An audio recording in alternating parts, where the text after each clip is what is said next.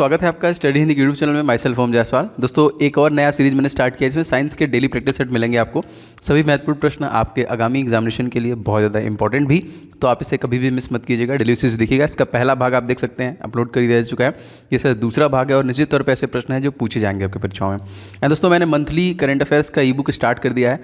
आप ले सकते हैं जनवरी 2022 का करंट अफेयर्स, जो पूरे महीने के टॉप 200 क्वेश्चन का total detail plus extra fact में आपको सभी राज्यों के बारे में, संस्थान, देश, पुस्तक, मतलब जो भी स्टैटिक इन्फॉर्मेशन में क्वेश्चन बनते हैं वो भी। लाइक अगर कोई राज्य आता है तो राज्य की कंप्लीट इन्फॉर्मेशन, उसका स्थापना, राजधानी, गवर्नर, मुख्यमंत्री, सब कुछ जो है कब फॉर्मेशन हुआ।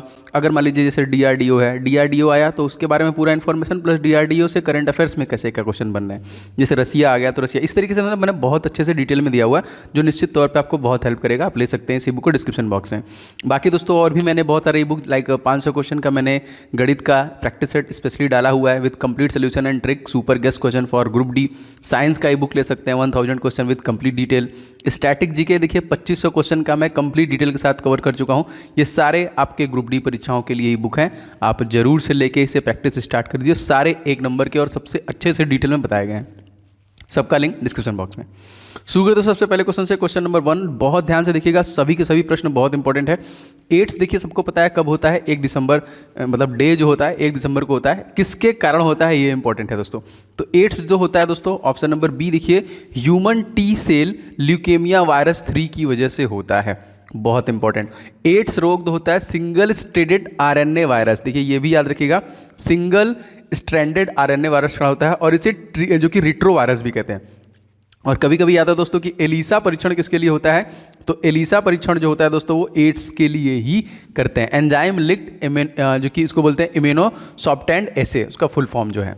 अगला क्वेश्चन दोस्तों, शरीर का कौन सा भाग पुलिस गार्ड कहलाता है। बहुत अच्छा क्वेश्चन है और इस क्वेश्चन का सही आंसर दोस्तों हो जाएगा आपका ऑप्शन नंबर ए, टॉन्सिल दोस्तों। ऑप्शन नंबर ए देखिए, टॉन्सिल दोस्तों ये क्या है, शरीर का पुलिस गार्ड कहलाता है। यह शरीर को संक्रमित जीवों और पदार्थों से बचाता है। इट मीन्स ये क्या काम करता है कि WBC जो लगातार हमारे प्रतिरक्षी तंत्र को कंप्लीट करता है, जो हमारे श्वेत रक्त कणिकाएं हैं उसको प्रतिरक्षा प्रदान करता है। और WBC को दोस्तों क्या कहते हैं, ल्यूकोसाइट्स भी कहते हैं।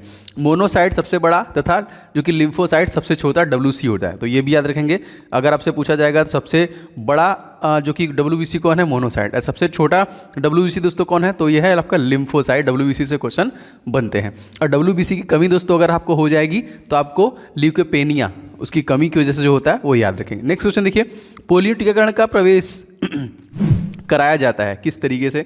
जी हाँ, इस क्वेश्चन का भी सही आंसर हो जाएगा ये प्रतिजन, B is the right answer. टीकाकरण का प्रवेश जो है वो प्रतिजन, एंटीजन जिसको हम लोग इंग्लिश में बोलते हैं, शरीर में प्रवेश कराया जाता है। इसके विरुद्ध शरीर जो कि एंटीबॉडी का निर्माण कर लेता है। और पोलियो वायरस जनित रोग जो होता है एक तरीके से वायरस से फैलता है और ये पॉलीमेटिलस वायरस का निर्माण करता है। ठीक है, याद रखिएगा। अगले क्वेश्चन की तरफ बढ़ते हैं। 5वां क्वेश्चन, कैलिफोर्निया समूह का सदस्य इन सभी ऑप्शनों में से कौन सा है। जी हाँ दोस्तों, इस क्वेश्चन का बिल्कुल सही आंसर हो जाएगा यहाँ पे देखिए actinide, C is the right. Actinide जो कि कैलिफोर्निया जो कि समूह के सदस्य है। कभी कभी इसकी परमाणु संख्या भी पूछा है हमसे, तो याद रखेंगे 98 इसकी परमाणु संख्या है। और एक्टिनाइड जो होते हैं दोस्तों वो कहाँ से कहाँ तक होते हैं ये भी पूछेगा। तो 89 से लेके 103 परमाणु संख्या वाला जो होता है उसको हम लोग बोलते हैं, यह एक रेडियो सक्रिय तत्व भी माना जाता है। ठीक है, अगला क्वेश्चन मोस्ट इंपॉर्टेंट, पृथ्वी का पलायन वेग। जी हाँ, आप सभी को पता है इस क्वेश्चन क्या है, पढ़िए। चंद्रमा पलायन वेग से कम है, पिंड के द्रव्यमान निर्भर करता है, प्रक्षेपण की दिशा पर निर्भर करता है, यह ऊंचाई पर जो कि निर्भर करता है जहाँ से वस्तु का। जी हाँ, बिल्कुल सही। इस क्वेश्चन का देखिए ऑप्शन नंबर आपका सही हो जाएगा, जो कि डी वाला, डी से हो जाएगा। उस ऊंचाई पर निर्भर करता है जहाँ से वस्तु को प्रक्षेपित किया जाता है पलायन वेग। ठीक है, इसका फॉर्मूला बहुत बार आया हुआ है, अगर आप चाहें तो इसे लिख सकते हैं। तो यहाँ पे जो पलायन वेग का सूत्र है वो है √2gr + h। ठीक है, तो पृथ्वी पर पलायन वेग उस ऊंचाई पर निर्भर करता है जहाँ से किसी वस्तु को प्रक्षेपित किया जाता है। और इसका जो कभी कभी हमसे क्वेश्चन आता है कि वो एग्जैक्ट जो वेग है वो क्या है दोस्तों, वो है 11.2 किलोमीटर प्रति सेकेंड। ठीक है, चलिए मोस्ट इंपॉर्टेंट सारे प्रश्न हैं, ध्यान से देखिएगा। क्वेश्चन देखिए 7वां यहाँ पे है कि अपचाई ट्रांसफार्मर में कौन सी राशि जो है वो बढ़ जाती है। तो ऐसे सिचुएशन में दोस्तों धारा जो है दोस्तों वो बढ़ जाती है option number D is the correct answer. ठीक है, स्टेप डाउन जो विभव होता है, एक तरीके से विभव मान इसमें घटता है, तो ये याद रखिएगा, मोस्ट इंपॉर्टेंट। नेक्स्ट क्वेश्चन देखिए, क्वेश्चन नंबर 8वां, जब 10⁶ छोटी बूंदें मिलकर एक बड़ी बूंदें बनाती हैं, तब बूंद का उसमें क्या परिवर्तन आ सकता है? क्या उसका जो कि घनत्व बढ़ जाएगा, घनत्व कम हो जाएगा, ताप बढ़ जाएगा, या फिर ताप घट जाएगा? ऐसे सिचुएशन में दोस्तों उसका ताप जब होगा, option number C is right, उसका ताप क्या हो जाएगा? उसका ताप बढ़ जाएगा। ठीक है, 10⁻⁶ जो छोटी बूंदें एक बड़ी बूंद में अगर बनेंगी तो ताप बढ़ जाएगा। बूंद का गोलाकार होना, ये भी प्रश्न आता है कि गोलाकार क्यों होता है? तो ये सरफेस टेंशन, पृष्ठ तनाव की वजह से होता है। और घनत्व द्रव्यमान एवं आयतन का अनुपात होता है, जैसा कि आप जानते हैं। आगे बढ़ते हैं, देखिए क्वेश्चन नंबर हमारा 9 है, 75 कूलाम आवेश को अनंत से विद्युतीय क्षेत्र में से एक बिंदु तक लाने के लिए किया गया कार्य यदि 12.5 जूल हो, तो उस बिंदु का विभव जो होगा वो क्या होगा? एकदम आसानी से आप क्वेश्चन का देखिए, मैं सारा आपको बताऊंगा क्योंकि मैं सेट बना रहा हूं तो पूरे अच्छे से बना रहा हूं। इस क्वेश्चन का आंसर हो जाएगा दोस्तों 0.166। कैसे? देखिए, हमारा जो फार्मूला होता है विद्युत ऊर्जा U = आवेश Q और विभवांतर V, यही फार्मूला होता है, Q × V। तो हमारा जो U दिया हुआ है, ये दिया हुआ है 12.5, ठीक है। Q हमारा जो कि 75 दिया हुआ है, और हमको यहाँ पे क्वेश्चन विभव ही निकालना है, हमको V निकालना है। तो अगर हम देखें तो V बराबर हो जाएगा 12.5 / 75। अब आप इसे सॉल्व करेंगे तो आपको मिल जाएगा 0.166 V। ठीक है, तो ये इंपॉर्टेंट है और कभी कभी क्वेश्चन आया हुआ है, तो इसको याद रखिएगा, C is the correct answer. Next question देखिए, किस जीवों की भूमि अम्लीय तथा अल्प खनिज वाले पदार्थ वाली होती है? तो यस, यू आर राइट। ये देखिए, शंकुधारी वन, C इज राइट। ऐसे जो वन होते हैं उसमें ये पाई जाती है, जो कि बायोमी बोलते हैं इसको ना। तो यहाँ पे मोस्ट इंपॉर्टेंट है, और कभी कभी क्वेश्चन पूछता है कि ऐसे वनों में जो वर्षा होती है वो कैसे होती है? तो 4 से लेके 10 से लेके 40 इंच की वर्षा जो होती है वर्ष भर में होती है, और यहाँ रेगिस्तानी पौधे कुछ ज़्यादा ही उगते हैं। आगे बढ़ते हैं क्वेश्चन दोस्तों, सिंदूर का रासायनिक नाम, बहुत बार क्वेश्चन आया हुआ है, आपको बताना है। वैसे तो फार्मूला आप सभी लोग जानते हैं HGS, लेकिन इसको कहते क्या हैं दोस्तों? इसको कहते हैं मर्क्यूरिक सल्फाइड। ठीक है, HGS बोलते हैं इसको, मर्क्यूरिक सल्फाइड, जो कि सिंदूर का रासायनिक नाम है। यह जल में अघुलनशील होता है। ठीक है, याद रखिएगा। आगे बढ़ते हैं क्वेश्चन में, निम्न में किसका pH जो है इन सभी ऑप्शनों में से सबसे अधिक होगा? करेक्ट आंसर दोस्तों हो जाएगा ऑप्शन नंबर C, क्लोरीन से संतृप्त जल का जो कि pH जो कि सबसे अधिक होगा। अब देखिए, pH वैल्यू बहुत बार आता है, ये कहाँ से स्टार्ट होता है? ये 0 से लेके 14 तक होता है यहाँ पे ना। तो अगर जो कि 7 से कम है तो क्या हो जाएगा? एसिडिक हो जाएगा। अगर 7 से ज़्यादा है तो या अल्काइन हो जाएगा, और ज़्यादा है तो एसिडिक हो जाएगा। ठीक है, 7 से अगर pH जो कि ज़्यादा है तो क्षारीय है, और अगर अधिक है तो अम्लीय विलयन, ये भी याद रखिएगा, इंपॉर्टेंट है। नेक्स्ट क्वेश्चन देखिए, निम्नलिखित, अच्छा ये मैंने बता दिया, लाल प्रकाश नीले प्रकाश से भिन्न होता है। भिन्न होता है किसमें? लाल प्रकाश नीले प्रकाश से भिन्न होता है किसमें? आवृत्ति में ये आपका भिन्न होता है। ठीक है, मोस्ट इंपॉर्टेंट। और कभी कभी इसकी आवृत्ति पूछी जाती है, तो इसकी आवृत्ति होती है 4.29 हर्ट्ज के बराबर, नीले रंग की आवृत्ति। और जबकि नीले रंग की आवृत्ति जो होती है 6.66 हर्ट्ज के बराबर होती है। एंगस्ट्राम अगर आपसे पूछेगा लाल का, तो ये 7800 एंगस्ट्राम होता है, 7800, और नीले रंग का होता है 4500 एंगस्ट्राम। ठीक, नेक्स्ट क्वेश्चन देखते हैं, एंटेमीबा जिंजिवालिस, ये दोस्तों कहाँ पे रहता है? दोस्तों ये पायरिया की पस के पॉकेट में रहता है। देखिए, option number C is right. जी हाँ, एंटामोइबा जिंजिवलिस जो पायरिया, ये एक तरीके से मुंह में जो दुर्गंध उत्पन्न करने का काम करता है, और यह प्रोटोजोआ के कारण ऐसा होता है। जैसे मलेरिया है, बहुत सारी बीमारी है, पायरिया है, सोने की जो बीमारी, सब प्रोटोजोआ की वजह से ही होता है। ठीक है, याद रखिएगा। यहाँ पे आगे क्वेश्चन बढ़ते हैं, पर्वतीय क्षेत्रों में जल का क्वथनांक दोस्तों क्या होगा? जाहिर सी बात है दोस्तों, जल का क्वथनांक जितना समुद्र तल पर होगा उससे कम ही होगा जो पर्वतीय क्षेत्र है। क्वेश्चन देखो, कौन सा इन सभी ऑप्शनों में से कैंसर नहीं है? जी हाँ, ल्यूकेमिया, ग्लूकोमा, कार्निसोमा या फिर सार्कोमा। तो यस, ग्लूकोमा हो जाएगा इस क्वेश्चन में बी आंसर। ग्लूकोमा दोस्तों एक कैंसर नहीं है। ग्लूकोमा नेत्र में प्रकाश तंत्रिकाओं के डैमेज होने के कारण होता है। इस सिचुएशन में आपका आँख लाल होता है, आपको दिखाई कम देता है, आंखों में दर्द होता है यहाँ पे, ठीक है। अगर हम बात करें यहाँ पे सरकोमा, तो सरकोमा जो हड्डी के कैंसर बोलते हैं इसको ना। अच्छा, जो यहाँ पे कार्सिनोमा है दोस्तों, तो कार्सिनोमा या त्वचा और उसके अंग, जो आंतरिक अंग होते हैं उसका कैंसर कहलाता है। ल्यूकेमिया तो आप लोग सभी लोग जानते हैं, असामान्य वृद्धिकरण जो होता है, जो कि ल्यूकोसाइट्स की असामान्य वृद्धि की वजह से होता है। एक होता है आपका लिम्फोमास होता है, यह लसिका तंत्र, इसमें जो वाहिका नेटवर्क होता है वो खत्म होने की वजह से होता है। तो ल्यूकोमा ये आँखों संबंधित है, ये कैंसर नहीं है। आगे देखिए, केस नली के में पारे का जो कि मेनिस्कस होता है, केस नली में कैसा होता है दोस्तों, केस नली है और ये पारा है, तो याद रखेंगे ये उत्तल होगा। A is the correct answer ना। जो मेनिस्कस होता है उत्तल, कॉन्वेक्स होगा, जब भी होगा ये। नेक्स्ट क्वेश्चन देखिए, 18वां क्वेश्चन, किस ताप पर दोस्तों जल का घनत्व अधिकतम होता है? बहुत बार क्वेश्चन आया है, बहुत आसान क्वेश्चन है ये। 39.2 फ़ारेनहाइट पे दोस्तों जल का जो घनत्व है वो सबसे ज़्यादा होता है।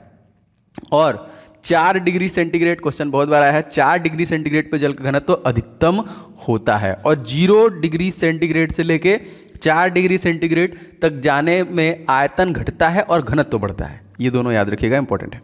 आगे बढ़ते हैं क्वेश्चन में, अनुनादी दोलन निम्नलिखित में से किसकी विशेष स्थिति है? जी हाँ दोस्तों, इस क्वेश्चन का करेक्ट आंसर हो जाएगा, ये है आपका देखिए प्रणोदित दोलन। ए इज द राइट आंसर। इसी की देखिए विशेष स्थिति है।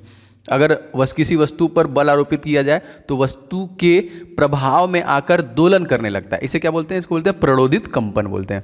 पढ़ा होगा आप लोगों ने। आगे बढ़ते हैं क्वेश्चन में, बिंदु ऋणावेश के परितः वैद्युत बल रेखाएं जो होती हैं वो कैसी होती हैं? जहाँ पे विद्युत ऋणावेश है, ठीक है, धनात्मक नहीं है दोस्तों। ये जो होती हैं, ये देखिए क्वेश्चन इंपॉर्टेंट है, ऑप्शन नंबर इस क्वेश्चन में हो जाएगा सी। ये त्रिज्य अंदर की ओर होते हैं, ऑप्शन नंबर सी करेक्ट हो जाएगा, जहाँ पे बिंदु ऋणावेश होता है। यहाँ पे अगर मान लीजिए माइनस है तो देखिए अंदर की तरफ होगा, लेकिन अगर प्लस रहेगा तो जाहिर सी बात है ये बाहर की तरफ होगा, ठीक है। बस यही आपको याद रखना पड़ेगा। चलिए आगे बढ़ते हैं, क्वेश्चन नंबर 21वां देखते हैं। कोई वस्तु नियत त्वरण के साथ विराम से चलना शुरू करती है तो इसका वेग कितना होगा? तो अच्छा क्वेश्चन पढ़िए पहले। हाँ, इस सही हो जाएगा इस क्वेश्चन में, सी सही है इस क्वेश्चन में। देखिए, सीधे समय के लिए समानुपाती कोई वस्तु नियत त्वरण के साथ विराम से चलना शुरू करता है तो किसका जो वेग होगा वो कितना होगा ना। इसके लिए भी फार्मूला आपको पता ही है, बताने की जरूरत तो इसे नहीं है। v = u + at, यही है जो उसके लिए फार्मूला है स्पेशली कोई वस्तु। और आई थिंक डायरेक्टली आप इसको कर सकते हैं ऐसे। और क्वेश्चन बहुत बार आया हुआ है, वेग संबंधी गति के बहुत सारे समीकरण हैं। एक तो आपका ये हो गया, एक है आपका s = ut + ½ at² जो स्थिति के संबंध में बताता है। वेग स्थिति वाले में v² = u² + 2as, ये सारे सूत्र आपको याद होने चाहिए, क्वेश्चन आएगा जरूर निश्चित तौर पे। आगे बढ़ते हैं क्वेश्चन में, शुक्राणु जनन नियंत्रण होता है दोस्तों किसके द्वारा? जी हाँ दोस्तों, याद रखेंगे ये जो होता है दोस्तों बाई LH के द्वारा नियंत्रित होता है, ठीक है।